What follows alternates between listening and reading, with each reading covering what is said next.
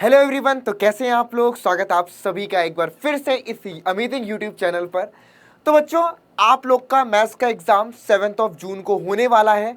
और अगर अब देखा जाए तो अब आपके पास केवल ये लास्ट के दिन बचे हैं, लास्ट के 3 दिन बचे हुए हैं। ठीक है, अब इन दिनों पर आपको किस तरीके से प्रिपरेशन करें या क्या क्या हम पढ़ें कि हम पूरे मार्क्स स्कोर कर सकते हैं, या फिर आप लोगों में से बहुत सारे बच्चों ने काफी कुछ मान लो ढंग से नहीं पढ़ा है, उनको कॉन्फिडेंस नहीं आ रहा, उनको लग रहा है कि बाप रे बाप इतना बड़ा चैप्टर है, कौन सा क्वेश्चन एग्जाम में आएगा, क्या नहीं आएगा, क्या क्या पढ़ूं।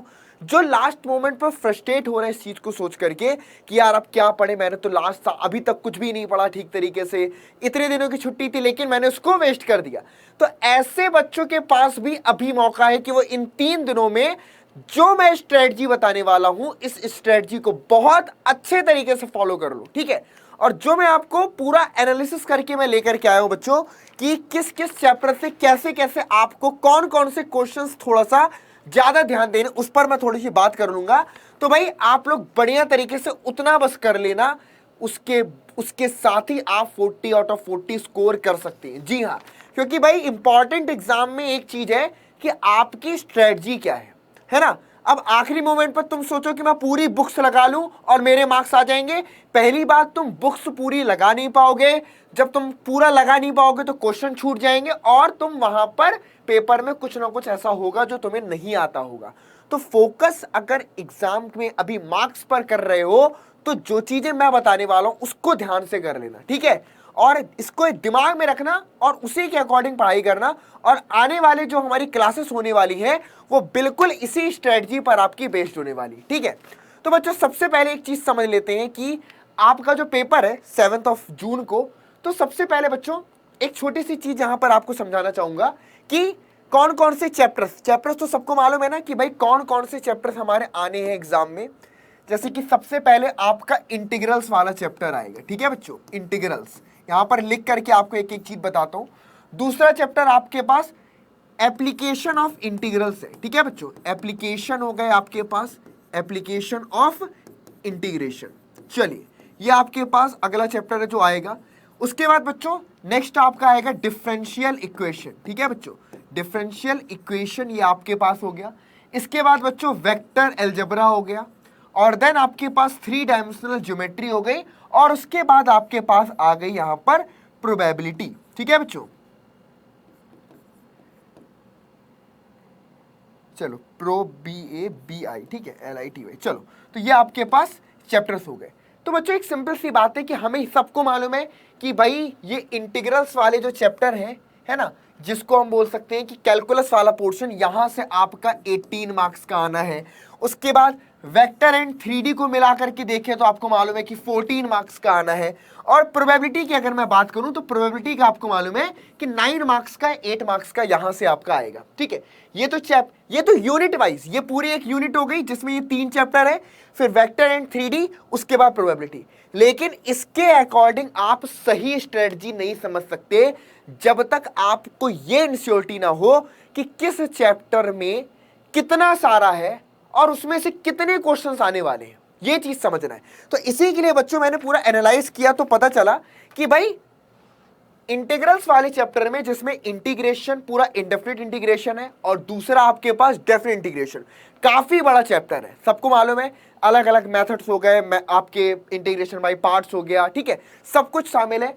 तो इंटीग्रल्स वाले चैप्टर से जब एनालाइज किया तो इससे एक क्वेश्चन आपका, ध्यान समझिएगा, इससे एक क्वेश्चन आपका 2 मार्क्स का, एक क्वेश्चन आपका 3 मार्क्स का, और एक क्वेश्चन आपका 4 मार्क्स का आएगा। और चांसेस है कि जो 4 मार्क्स का क्वेश्चन आएगा ये आपका डेफिनिट इंटीग्रेशन से आएगा। किससे आएगा बच्चों? डेफिनिट इंटीग्रल से। तो बचे 2 और 3 मार्क्स के ये 2 क्वेश्चंस कहां से मिलेंगे? या आपके इंडेफिनिट इंटीग्रेशन से मिलने वाले हैं। ठीक है बच्चों, तो दिमाग में ये रखना है कि भाई हमको एक डेफिनिट इंटीग्रेशन पर बेस्ड क्वेश्चन मिलेगा। अगर सैंपल पेपर को सॉल्व किया है तो तुम देख सकते हो कि उसमें एक तो जो प्रॉपर्टी नंबर 3 और प्रॉपर्टी नंबर 4 है, ये 2 प्रॉपर्टी ऐसी हैं जिस पर बेस्ड क्वेश्चन ही 3 या 4 मार्क्स का आपसे पूछ सकता है। ठीक है, तो इसको अच्छे से कर लेना। बाकी 2 मार्क्स में अगर कोई और प्रॉपर्टी पर बेस्ड क्वेश्चन पूछता है तो अलग बात है, लेकिन मोस्ट प्रोबेबली चांसेस हैं कि प्रॉपर्टी नंबर 3 और 4 पर, प्रॉपर्टी नंबर 3 जहां पर हम लिमिट को ब्रेक कर देते हैं और प्रॉपर्टी नंबर 4 जहां पर a प्लस बी लिमिट का सम माइनस में एंगल, ठीक है, तो उसके रिस्पेक्ट में तो ये प्रॉपर्टी पर बेस्ड क्वेश्चन 4 मार्क्स का एक मिलेगा और 2 मार्क्स और 3 मार्क्स। तो यहां पर 2 और 3 मार्क्स के लिए आपको बहुत ज्यादा मेहनत लगानी पड़ती है क्योंकि बड़ा चैप्टर है, बड़े बड़े खूब ढेर सारे क्वेश्चंस हैं, किस में क्या करना है थोड़ा सा कंफ्यूजन भी होता है।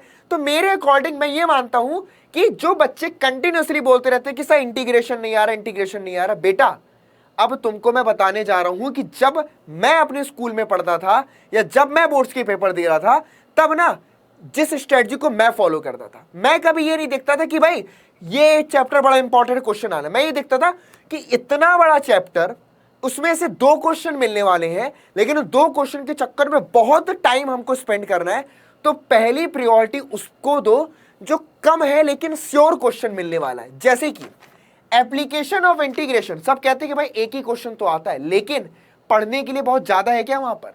अगर मैं बात करूं तो 4 से 5 इंडेफिनिट एप्लीकेशन ऑफ इंटीग्रेशन के क्वेश्चंस हैं जो एनसीईआरटी टेक्स्ट बुक में ही है। अगर उन्हीं क्वेश्चंस को, उन्हीं एग्जांपल्स को भी आपने अच्छे तरीके से कर लिया क्योंकि बाकी पोर्शन तो डिलीटेड है वहां पर, तो आपको यह मान के चलो कि 4 मार्क्स आपका 4 नंबर का क्वेश्चन आपको इंडेफिनिट एप्लीकेशन ऑफ इंटीग्रेशन से मिलेगा। समझ रहे हो, जहां पर 2 और 3 इनको ऐड करके पूरा इंडेफिनिट इंटीग्रेशन पढ़ोगे, उससे पहले फोकस इस पर कर लेना क्योंकि एक 4 नंबर का क्वेश्चन आएगा और पूरा खेल समझ में आ जाएगा। ठीक है बच्चों, तो इस पर फोकस आपको थोड़ा सा अच्छे से करना है। ज्यादा क्वेश्चन नहीं है, कम में क्वेश्चंस आने की गारंटी ज्यादा है। यहां पर कहते हैं ना कि एग्जाम में क्वेश्चन का फंस जाना, वो ऐसा ही होता है। आप इस पर फोकस करोगे ना, देखोगे जो पढ़ के जाओगे वही क्वेश्चन एग्जाम में आ जाएगा।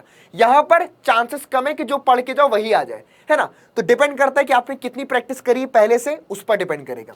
उसके बाद डिफरेंशियल इक्वेशन की अगर मैं बात करूं तो एक क्वेश्चन 2 मार्क्स का आएगा और एक क्वेश्चन आपका 3 मार्क्स का, जिसमें अगर मैं बात करूं तो ये पक्का है कि एक क्वेश्चन आपको लीनियर डिफरेंशियल इक्वेशन पर बेस्ड आएगा जिसमें हम इंटीग्रेटिंग फैक्टर निकालते हैं। तो उस टाइप के 2 से 3 क्वेश्चंस हैं, अच्छे से सॉल्व करके प्रैक्टिस कर लो। एक क्वेश्चन गारंटी है कि वहां से मिलेगा तुमको, ठीक है। और दूसरा, आपको 2 मार्क्स में ऑर्डर एंड डिग्री पर बेस्ड क्वेश्चन बन सकता है, ठीक है, और बेसिक आपके पास वेरिएबल सेपरेबल के फॉर्म पर। तो ये चैप्टर ऐसा है कि इतना इजी चैप्टर है ना आपका डिफरेंशियल इक्वेशन, कि इस पर अगर फोकस करोगे ना तो ये गारंटी है कि इसका क्वेश्चन आएगा और तुमसे छूटेगा नहीं। तुम 100% है कि ये क्वेश्चन करके आ जाओगे। तो फोकस इन पर जरूर से करना क्योंकि 2 क्वेश्चन यहां से, एक 2 मार्क्स का एक 3 मार्क्स का मिलेगा और गारंटीड है कि हो जाएगा क्योंकि इतना कोई टफ क्वेश्चन है ही नहीं, है ना। या तो ज्यादा होमोजीनियस फंक्शन पर बेस्ड क्वेश्चन आ सकता है, तो तुरंत माइंड में रहता है कि y = vx पुट करो तो v + x × dv/dx से रिप्लेस कर दो dy/dx को, तो तुरंत मतलब कि ओरल आपको कॉन्सेप्ट याद रहते हैं इसकी कि भाई इसमें ऐसा है। Linear differential equation integrating factor ढूंढना, e⁻p dx सॉल्व करके y × if बराबर सॉल्व कर दिया। तो डायरेक्ट क्या है, कुछ कॉन्सेप्ट ऐसे हैं जो इसकी याद रहते हैं और उसी पर बेस्ड क्वेश्चन भी आता है। तो ये इसलिए इस पर थोड़ा सा ज्यादा फोकस, जो बार बार बोल रहे हो ना कि सर इंटीग्रेशन इंटीग्रेशन, बेटा इंटीग्रेशन इतना पढ़ोगे उसके बावजूद चांसेस है कि जो क्वेश्चन तुम पढ़ के जा रहे हो वही एग्जाम में आ जाए, कोई चांसेस नहीं है। लेकिन इनमें चांसेस है कि जो पढ़ के जा रहे हो ना वहीं से आ जाएगा क्वेश्चन। उसके बाद हमारे पास वेक्टर की बात करें तो वेक्टर एक तो सबसे इजी चैप्टर है आपका पूरे सिलेबस का।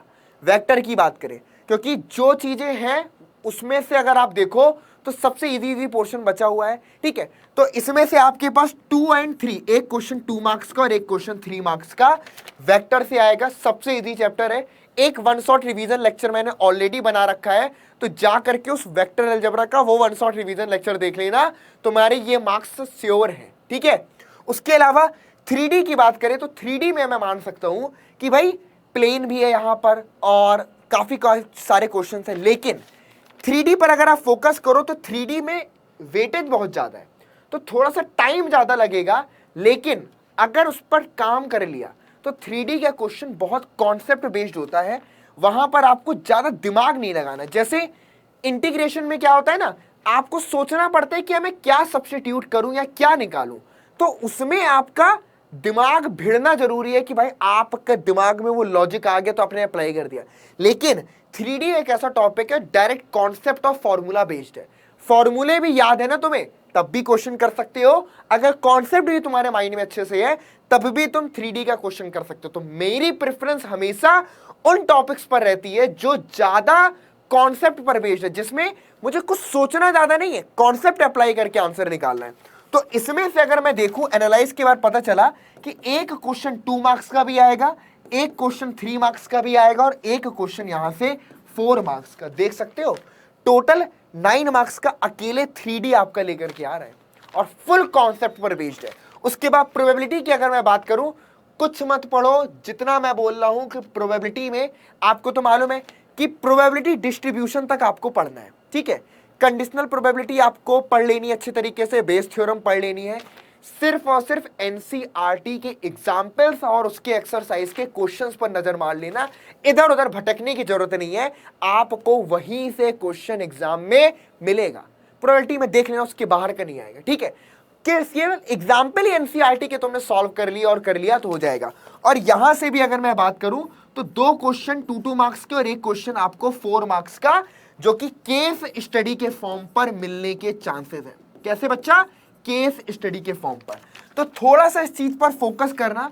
आई होप अगर तुम इस तरीके से दिमाग में लेकर के चलते हो कि भाई कॉन्सेप्ट यहां पर ज्यादा इन्वॉल्व है, कॉन्सेप्ट समझते हैं, ये मार्क्स श्योर आ जाएंगे, कहीं नहीं गए। उसके अलावा यहां पर ज्यादा दिमाग नहीं लगाना, इजीली स्कोर कर सकते हैं। एप्लीकेशन ऑफ ज्यादा नहीं, 5-6 क्वेश्चन में क्वेश्चन फंस जाएगा तुम्हारे एग्जाम में तो 4 मार्क्स इधर से आ जाएंगे। डेफिनेट इंटीग्रेशन की प्रॉपर्टी नंबर 3 और 4 पर ज्यादा फोकस कर लेना, हर एक क्वेश्चन 4 मार्क्स का वहां से भी तुम्हें मिल जाएगा। बाकी तुमने खुद इतना इंटीग्रेशन सॉल्व किया है, लाइन से 3 चैप्टर इंटीग्रेशन पर बेस्ड है। यहां पर एक क्वेश्चन जो 2 मार्क्स का आएगा वो तो मान के चलो बहुत इजी लेवल का आएगा, ठीक है। 3 मार्क्स वाला क्वेश्चन हो सकता है प्रोबेबिलिटी कि थोड़ा सा टफ हो जाए, है ना, कि दिमाग लग रहा हो, लेकिन अगर अच्छे तरीके से बाकी के टॉपिक करें ना तो ये क्वेश्चन भी बन सकता है, ठीक है। लेकिन मैं यहां पर इसलिए बोल रहा हूं कि चांसेस ऐसे भी हैं कि तुम खूब पढ़ो और जो क्वेश्चन है वो पढ़ा हुआ ना है, क्योंकि ढेरों क्वेश्चंस लगे यार उसमें, ठीक है। तो थोड़ा सा इस चीज पर फोकस करना कि जहां से कम पढ़ के ज्यादा स्कोर कर पाओ, कि भाई यहां से स्कोर हो जाएगा, यहां पर ज्यादा नहीं पढ़ना, कुछ क्वेश्चन सॉल्व करने कर लेना। तो ये सारी चीजें, तो इसी स्ट्रेटजी पर बच्चों हम आपका अब आपके लिए सेशन लेकर के आ रहा हूं मोस्ट एक्सपेक्टेड क्वेश्चंस का। आने वाले दिनों में लगातार हम मोस्ट एक्सपेक्टेड क्वेश्चंस करेंगे, वो इसी पैटर्न पर बेस्ड होंगे कि कॉन्सेप्ट पर बेस्ड क्वेश्चन ज्यादा, इस पर बेस्ड क्वेश्चन कुछ कम करवाऊंगा, लेकिन कोशिश करूंगा कि मेरे पढ़ाए हुए क्वेश्चन ही आ जाए। वैसे पूरी मेरी इच्छा शक्ति बोल रही है कि मेरा पढ़ाया हुआ क्वेश्चन पक्का आएगा, ठीक है।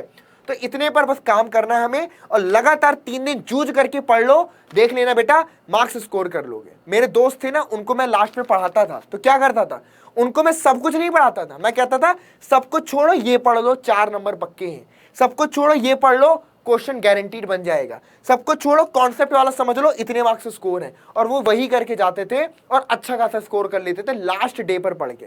वो तो एक रात में पढ़ने वाले थे, लेकिन तुम लोग के लिए अभी 3 दिन है तो तुम 40 आउट ऑफ 40 यहां पर स्कोर कर सकते हो, ठीक है, अगर तुम इस स्ट्रेटजी को फॉलो करो। और आई होप अगर तुम ये करोगे तो पेपर के बाद तुम बोलोगे कि सर मेरे मार्क्स इंप्रूव हो गए, समझे। चलिए, तो भाई यही मेरा मोटिव था कि आप लोग को थोड़ा सा समझा दूं कि कैसे पढ़ो इन दिनों में, फालतू के चक्कर में पढ़ करके इधर उधर परेशान मत हो, फोकस हो करके पढ़ो, बाकी कोई दिक्कत नहीं है। चलिए, तो भाई सैंपल पेपर पर थोड़ा सा अच्छे से नजर मार लो, क्योंकि सैंपल पेपर पर बेस्ड क्वेश्चन ज्यादा प्रैक्टिस करना। और दूसरा, प्रीवियस ईयर क्वेश्चंस में देख लेना कि डिलीटेड वाले क्वेश्चन मत लगाना, बाकी प्रीवियस के क्वेश्चन जो है उनसे प्रैक्टिस कर लेना, ठीक है। तो इन पर फोकस करो, बाकी सारी चीजें छोड़ो, ठीक है बच्चों। तो मिलते हैं अपने मोस्ट एक्सपेक्टेड क्वेश्चन की सीरीज में, और सभी बच्चे आना मत भूलिएगा, इसी चैनल पर आपको इवेंट मिल जाएगा, तो उसी टाइम पर आप क्लास में आ सकते हैं। चलिए, तो मिलते हैं नेक्स्ट क्लास में, तब तक के लिए गुड बाय।